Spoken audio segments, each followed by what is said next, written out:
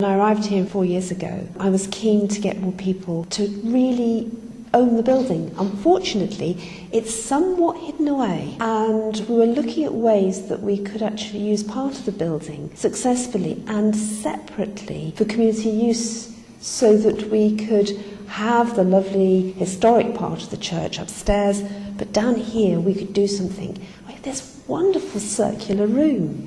As PCC Secretary and Church Warden, I've been concerned for a good while that there weren't enough of us, and what we needed was people with practical skills, like being able to fill in application forms and working on the building itself. Because I can remember when I was a choir boy, when we used to be in here every week, and it wasn't pleasant to come in here over the last few years because it was in such a horrible state. And the boil house, which is next door to where we are now, was even worse. But now it is a brilliant space. It's going to be even better when all the work's finished. We started off with a steering group connected with the TV and Steam exhibition, and from that we were advised by a funding consultant that a subcommittee of the PCC should be formed to carry the church forward, in that we needed more space to expand that exhibition. To publicise ourselves, we put an article in the Link magazine. We also leafleted every house in the parish, asking the community what they would like to use this sort of room for. One suggestion was that we could have it as a book drop or as a full-scale library hub with broadband and internet access. That proved to be the most popular point with everyone. There were other suggestions. We could use the room for meetings, small parties, children's parties, craft exhibitions and so on. We needed money, so we started holding events like coffee mornings. We've applied for quite a number of grants, and we've had advice on where to apply from ACT and from the Churches Trust for Cumbria. We did think that we ought to have a constitution. And again, that was something that Claire Waters from ACT advised us on. She's also advised us on policies that we need, such as health and safety, renting the premises, employment, if we ever needed to do it. We were aware of the fact that, as an older building, there were certain things that needed doing. And we were very excited that just as we were coming to the idea that we wanted to do this, various other people had ideas as well. So we were able to work in partnership with the History Society. We had help and support from local businesses.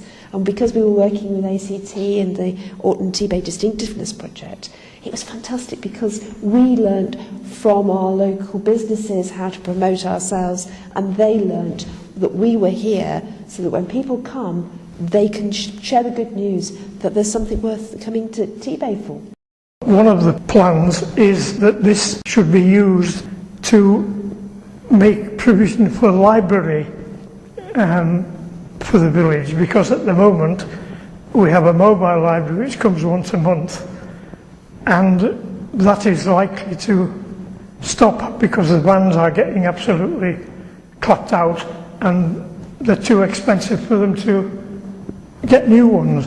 So if we could have a library hub here, I would be very chuffed about it. We've called it the hub because we want it to very much be the centre of the community.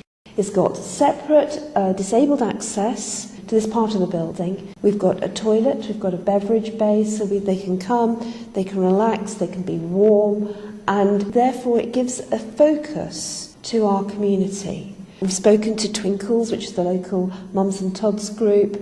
We've spoken to the school, and they've got ideas about how they'd like to use this space. We've got people offering us exhibitions in terms of craft, photographic exhibitions, various kinds of displays, and of course the local businesses, knowing that we've got this here, they're happy to use it. So the linking and the networking has been fantastic, because we've got something we can show off to them and say, come and join us with this. Have people on your committee who have specific skills and to use those skills. And if anybody else comes along that's going to volunteer skills, accept it.